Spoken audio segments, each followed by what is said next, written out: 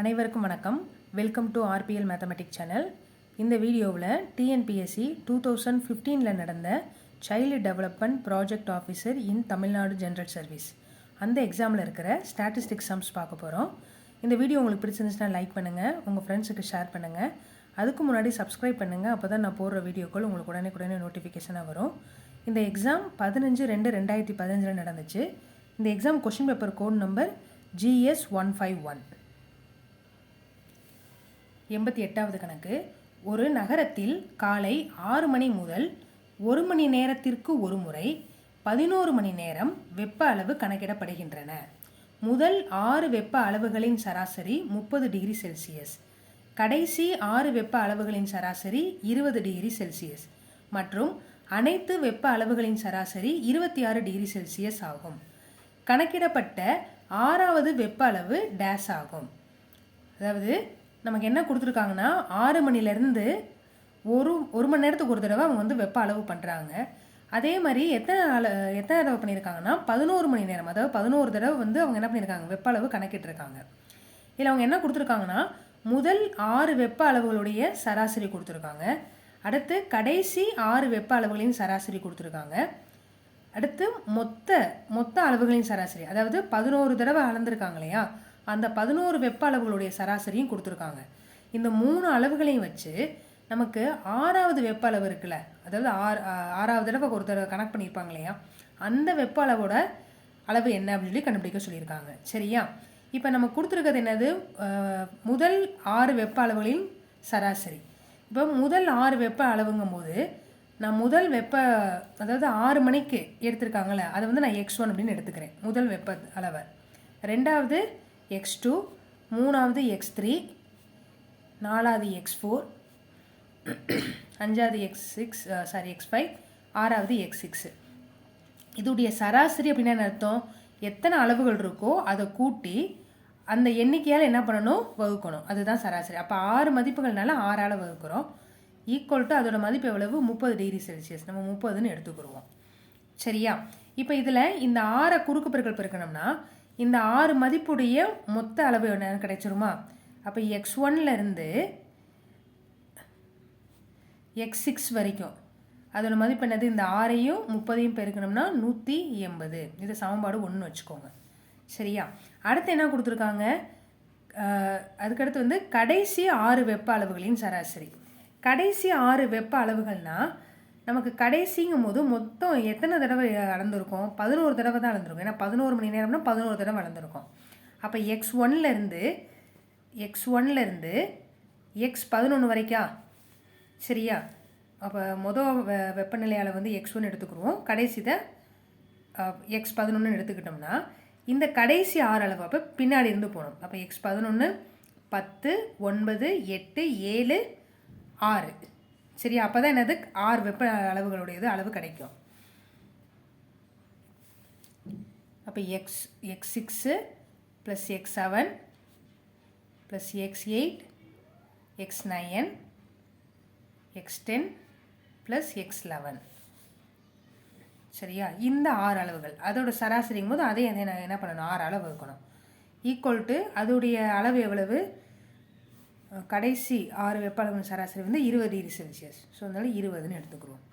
இப்போ இந்த 6 குறுக்கு பெருக்கல் பெருக்கணும் என்ன வரும், x6லேருந்து x11 வரைக்கும் 6ஆல் பெருக்கணும்னா 2 12 120. இப்போ இதை நான் இங்கே பாக்ஸ் போட்டுறேன். இது ஒரு சமன்பாடு, இது ஒரு சமன்பாடு கிடைக்குது. இது 2வது சமன்பாடு. அடுத்து 3வது என்ன கொடுக்குறாங்க, 3வதா அனைத்து வெப்ப அளவுகளின் சராசரி 26 டிகிரி செல்சியஸ்னு கொடுத்துருக்காங்க. அப்போ அனைத்து அளவுகள்னால் x1 x2 இதே மாதிரி x11 வரைக்கும். ஆனால் ஊடால நான் x6 நான் போட்டுக்கிறேன் உங்களுக்கு தெரியணும் அப்படிங்கிறதுக்காக. x7 லாஸ்ட்டாக x11. ஏன்னா x6ஓட மதிப்பு தானே கண்டுபிடிக்கணும், அதனால இந்த இடத்துல போட்டுக்குருவோம். இப்போ இங்கே முன்னாடி என்ன வரும், x5 வருமா? சரியா? இப்போ இந்த மாதிரி போட்டு இதோடைய சராசரிங்கும் போது 11ஆல் வகுக்கணும். ஈக்குவல் டு எவ்வளவு, 26 டிகிரி செல்சியஸ். இப்போ இந்த 26ஐயும் 11ஐயும் பெருக்கணுமா, பெருக்கணுங்கும் போது என்ன வரும், 26ஓட 11 பெருக்கணும்னா 6 2 6 2 286. அப்போ இங்கே வந்து x1 + x2 up to x6 + x11 equal to 286. இப்போ இது வந்து மூணாவது ஈக்குவேஷன். நான் இது ஈக்குவேஷன் இப்படிலாம் போடணுமால அந்த மாதிரிலாம் போட வேண்டியதில்லை, உங்களுக்கு புரியணுங்கிறக்காக தான் போட்டிருக்கேன். இப்போ இந்த இடத்துல வந்து மூணாவது ஈக்குவேஷனா, இப்போ நான் மொதல் ஈக்குவேஷனை எழுதுகிறேன். என்ன கொடுத்துருக்காங்க, மொதல் ஈக்குவேஷன் வந்து x1லேருந்து x6 வரைக்கும் மதிப்பு எவ்வளவுனா 180. சரியா, இது மொதல் ஈக்குவேஷன். அடுத்து ரெண்டாவது ஈக்குவேஷன் பார்த்தீங்கன்னா x6லேருந்து x11 வரைக்கும் அதோட மதிப்பு எவ்வளோன்னா 120. இது ரெண்டாவது ஈக்குவேஷன். இப்போ இந்த மூணு ஈக்குவேஷனை வச்சு நம்ம என்ன கண்டுபிடிக்கணும், இந்த x6ஓட மதிப்பை கண்டுபிடிக்கணும். சரியா, இப்போ இதில் ஒன்றாவது ஈக்குவேஷன்லேயும் ரெண்டாவது ஈக்குவேஷன்லேயும் பாருங்களேன், இது ஃபுல்லாக ஒன்றாவது ஈக்குவேஷனில் x1லேருந்து x6 வரைக்கும், ரெண்டாவது ஈக்குவேஷனில் x6லேருந்து x11 வரைக்கும். அப்போ ஒன்றாவது ஈக்குவேஷன் ரெண்டாவது ஈக்குவேஷனையும் நம்ம ஆட் பண்ணோம்னா நமக்கு என்ன கிடைக்கும், ஒன்றாவது ஈக்குவேஷன் ரெண்டாவது ஈக்குவேஷன் இதை ஆட் பண்ணோம்னா ஒன்றாவதுல இருக்கிற x1லேருந்து x2, இதே மாதிரி x5, அடுத்து x6 கிடைக்கும். அடுத்து ரெண்டாவது ஈக்குவேஷனில் x6ல் இருக்குது. அப்போ நம்ம மறுபடியும் என்ன பண்ணணும், ஒரு x6 போடணும். இந்த இடத்துல இதை நம்ம மறந்துடக்கூடாது. சரியா, ஏன்னா இங்கே ஒரு x6 இருக்குது, இங்கே ஒரு x6 இருக்குது, அதனால் 2 தடவை போடுறோம். x6 ஈக்குவல் டு x11 வரைக்கும் ஈக்குவல் டு இந்த சைடு அதே மாதிரி கூட்டணுமா, அப்போ 180 + 120. சரியா, இப்போது இந்த ஈக்குவேஷன் வந்து எப்படி வரும், x1 + x2 x5 x6 மட்டும் என்ன வரும், 2x6 அப்படின்னு சொல்லிட்டு வரும். சரியா, இல்லைன்னா நம்ம வசதிக்காக என்ன பண்ணலாம்னா ஒரு x6 மட்டும் எழுதுவோம்,